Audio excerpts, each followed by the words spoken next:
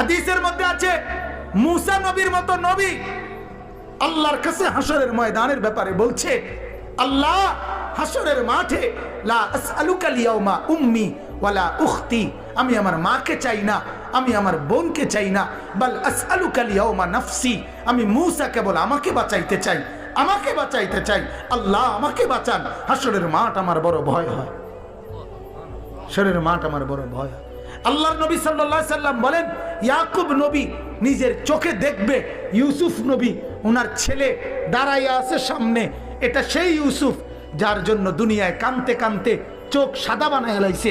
সেদিন হাসরের ময়দানে নবী বলেন, একবারের জন্য ইয়াকুব নবী বলবে না যে আল্লাহ আমার ছেলেটার কি হবে, ইয়াকুব নবী বলবে, ইয়া রব্বি নফসি নফসি, আল্লাহ আমাকে বাঁচান, আমাকে বাঁচান। ওরটা ও বুঝবে, আমারটা আমি বুঝতেছি।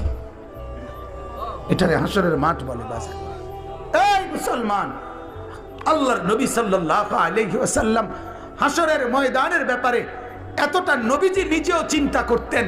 আপনারা সবাই শুনছেন, জানেন, 5 ওয়াক্ত নামাজের পরে ওলামায়ে কেরাম থেকে জিজ্ঞেস করে দেখেন, 5 ওয়াক্ত নামাজের পরে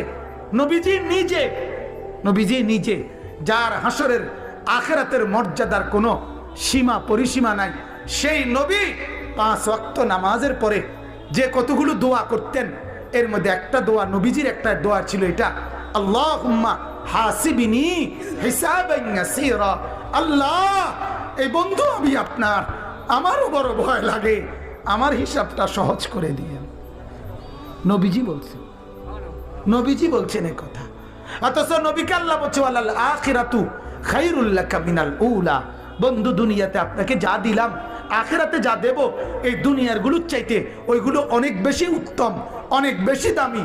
এরপরও নবী বলে, আল্লাহ আমার ভয় হয় আমার হিসাব যেন সহজ হয়। অথচ আখিরাতে ওনার মর্যাদার কোনো সীমা পরিসীমা নাই।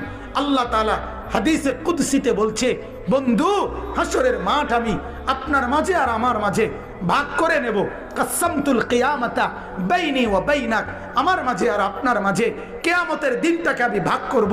আনা মালিকু ইয়াউমিদ্দিন আনতা সাহিবু ইয়াউমিদ্দিন, আমি হব কিয়ামতের দিনের মালিক, আপনি হবেন কিয়ামতের দিনের বাদশা।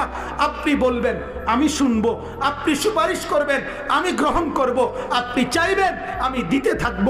আপনার হাতে আমার ইজ্জতের পতাকা দেব, আপনার জন্য আমার আরশের নিচে মাকামে মাহমুদের আলাদা জায়গা দেব, আপনার জন্য জান্নাতের দরজা প্রথম খোলার উদ্বোধনের অধিকার আপনাকে দেব। এত মর্যাদার পরেও নবী বলতেন, আল্লাহ তবুও